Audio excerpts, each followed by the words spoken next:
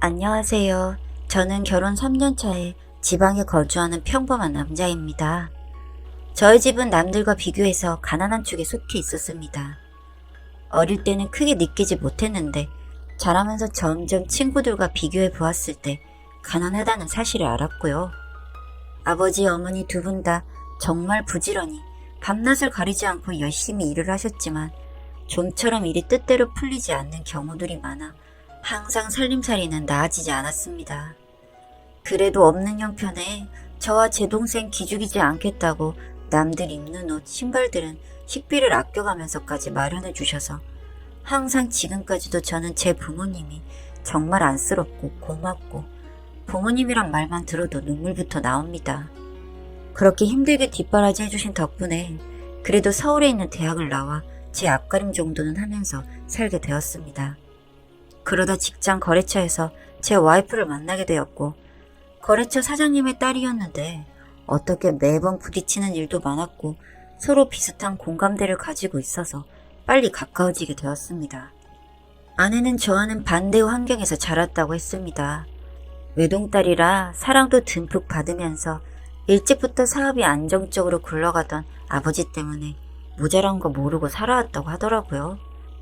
사실 결혼을 결심하기 전까지 아내와 저희 집의 소득 수준 차이가 나는 게 마음에 걸리고 앞으로 살면서 뭔가 벽 같은 것이 있다고 생각하니 결혼이 망설여지는 게 사실이었습니다. 그렇게 연애만 하자라고 생각하고 만난 지가 3년이 넘어가니 아내가 먼저 결혼 이야기를 꺼내더군요. 저는 자기 집과 우리 집이 차이가 나서 사실 그게 마음에 걸린다. 자기 부모님께 허락받을 용기가 나지 않는다라고 하니 아내는 자기가 허락을 다 받을 테니 그런 건 신경 쓰지 말자고 같이 결혼에 대해서 이야기를 했으면 한다라고 말했습니다. 저도 아내와 연애하는 기간 동안 싫은 것도 없었고 솔직히 저와 다른 넉넉한 환경에서 자란 아내를 보면서 부럽기도 하고 저런 사람과 결혼하고 싶다라는 생각을 해본 적도 있습니다.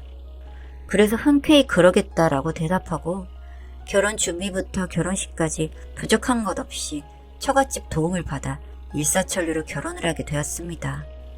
준비하는 과정에서 지금 제가 다시 돌이켜 생각해보면 부모님께 너무 죄송하고 저도 철이 없다라고 생각되지만 가난한 저희 집을 아내에게 소개해주는 것이 부끄러워 많이 찾아가지도 않았고 상견례와 처음 인사드릴 때 빼고는 저희 부모님께서 아내를 보신 적은 없습니다. 반대로 저는 주말마다 처갓집에 놀러가서 얼굴도 비추고 했는데 말이에요. 너무너무 후회되고 죄송하지만 그때는 저희 집이 스스로도 부끄러웠습니다. 그렇게 왕래도 별로 없이 결혼까지 이어지니 아내가 저희 집을 조금 무시하는 듯한 그리고 특히 저희 부모님에게 너무 편하게 혹은 너무 함부로 대하는 게 아닌가 싶은 상황이 몇 번이나 있었습니다. 제 눈앞에서는 크게 티나게 아내가 행동하지 않았는데 나중에 제 동생 말을 들어보니 이건 선을 넘는 것 같다라는 행동을 많이 했었더군요. 그 중에 몇 가지가 있는데 먼저 명절에 아내가 저희 어머니께 반말을 했다는 겁니다. 저도 직접 들은 것은 아니고 동생에게서 들은 이야기인데 명절에 차례를 지내고 설거지를 하는 동안 아내가 어머니에게 남의 집 제사에서 나오는 설거지인데 네가 하세요 라고 어머니에게 아내가 말하는 걸 무심코 듣게 되었다고 합니다. 동생은 맞게 들은 게 맞는지 의아해서 보고 있으니 아내가 어머니 손에 고무장갑을 뺏으면서 본인이 하겠다고 밖으로 어머니를 내몰았는데 잘못 들었나 싶어서 넘어갔는데 곰곰이 생각해보니 분명 그때 그런 식으로 어머니에게 반말을 했던 게 맞더랍니다. 저도 처음 이야기를 들었을 때 아내가 어머니에게 그렇게 말할 리가 없다라고 분명히 말했지만 요즘에 들어 아내가 하는 행동을 보면 그럴 수도 있겠다라는 생각이 듭니다. 왜냐하면 지난번 저희 가족 모임에서 아내가 다 같이 외식을 하면서 킹크랩을 먹었었는데 웃으면서 제 이야기를 하더군요. 연애할 때 킹크랩을 처음 먹었는데 그때 어떻게 먹어본 적이 없어서 어버버거리던 이야기를 부모님께 하는 중에 땡땡씨가 어릴 때 가난해서 킹크랩이 처음이라는데 어머니 아버님 개 한 마리도 사 먹지 못할 만큼 가난했었어요? 저는 그때 땡땡씨가 처음 먹어봐서 그랬다던데 전 거짓말인 줄 알았지 뭐예요? 라고 말을 하더군요. 순간 테이블 분위기가 싸해지면서 조용해지는데 제가 얼굴이 화끈거리고 어쩔 줄 몰라서 당황해하시는 부모님을 보고 있으니 화도 나고 그 자리에서 아내에게 소리를 확 질렀습니다. 정도껏 무시하라고 말이죠. 이것 말고도 제가 본가에서 이것저것 저희를 생각해서 부모님께서 챙겨주셔가지고 집에 가지고 오면 정말 아내는 손 하나 대지 않더군요. 명절 후에 저희들 집에서 먹으라고 싸주신 과일이며 떡, 그리고 어머니가 고생해서 하나하나 만든 김치, 전, 튀김도 손 하나 대지 않고 결국에는 썩고 상해서 다 버려버리기가 일쑤이고 부모님께서 오시며 화장품이며 뭐든 주시려고 해도 한사코 마다하면서 집에 가져와도 손 하나 대지 않는다든지. 처음에는 아내가 부모님께서 챙겨주신 옷이며 그런 것들이 취향이 안 맞는 거라 관심이 없구나라고 생각했는데 이런 일들이 반복되니 정말 저는 서운했습니다. 저는 처가에서 받아온 거나 뭔가 챙겨주시면 항상 고맙게 생각하면서 다 먹고 나면 장모님께 감사 전화라도 드리는데 제 아내는 한 번도 뭔가를 받던지 도움을 받더라도 연락하는 꼴을 보지 못했습니다. 그쯤 되자 아내가 저희 부모님을 무시하고 깔본다는 생각이 안 들래 안 들 수가 없더라고요. 그러던 와중에 결정적인 문제가 있어서 아내와의 이혼을 결심하게 되었습니다. 가족 모임이 끝나고 얼마 뒤에 제가 우연히 아내와 장모님이 서로 하는 통화를 듣게 되었는데 둘이서 제 부모님과 제 본가를 흉보는 모습을 보게 되었습니다. 시가가 구질구질한 집안이다. 구질구질한 집 주제에 집안 행사가 많다. 나한테 김장도 시키더라. 살면서 내가 김장을 하게 될 줄 몰랐다 등등. 그리고 제가 가장 참지 못한 내용은 바로 결혼과도 전혀 상관없는 저희 부모님의 외모와 관련된 비하였습니다. 저희 어머니는 젊은 날 공장에서 일을 하시다가 손가락이 하나 잘리는 사고가 있었고 아버지는 야외에서 육체노동을 하시는 목수이다 보니 햇빛에 피부도 많이 그슬리고 머리숱도 얼마 없으신데 그런 부분들을 이야기하며 같이 마트만 나가도 쪽팔린다는 그런 이야기를 했어요. 저 이야기까지 듣고는 결국 참지 못하고 아내에게 다가가 소리를 질렀습니다. 당신 지금 뭐 하는 짓이냐고. 아무리 그래도 뒤에서 부모님을 욕하는 건 아닌 것 같다고 소리를 꽤 질렀습니다. 그랬더니 어처구니 없게 아내 입에서 놓친 애들 때문에 우리들이 싸우는 거라며 궁시렁거리며 욕을 하더군요. 저도 아내가 이렇게까지 나오니까 이전에 아내가 무심코 저희 집에 했던 행동들이 전부 저희 집을 무시하면서 했던 행동이었구나 생각이 들면서 저도 아내가 꼴도 보기 싫어졌습니다. 이런 사람이랑 도대체 어떻게 살았나 싶기도 했고 다른 일도 아니고 저희 부모님을 부정하는 건 저 또한 아내 눈에는 하찮게 보이고 구질구질해 보였겠구나 라는 생각이 드니 더 이상 아내와 함께 살 수가 없었습니다. 며칠 뒤에 아내에게 이혼을 하자고 이야기를 했습니다. 아내도 예상을 했다는 듯이 담담하게 받아들이더군요.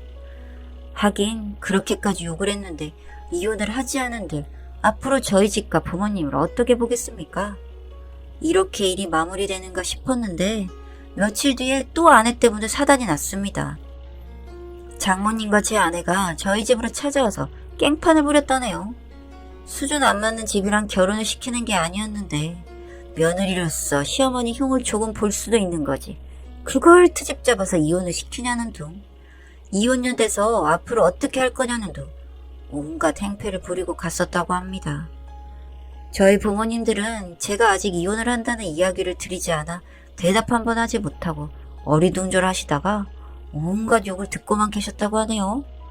저도 그 이야기를 듣고는 너무 화가 나서 처갓집에 술을 먹고 찾아가서 난동을 부렸습니다.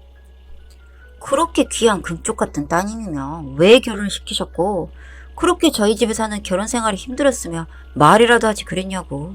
왜 말도 안 하고 여러 사람 상처 주고 피해자 코스프레를 하냐고 소리를 빽 질러버렸고 이미 이혼한 사이에 또 찾아오면 주거 침입이든 뭐든 신고를 할 테니 다신 얼굴 보지 말자고 소리를 질렀습니다.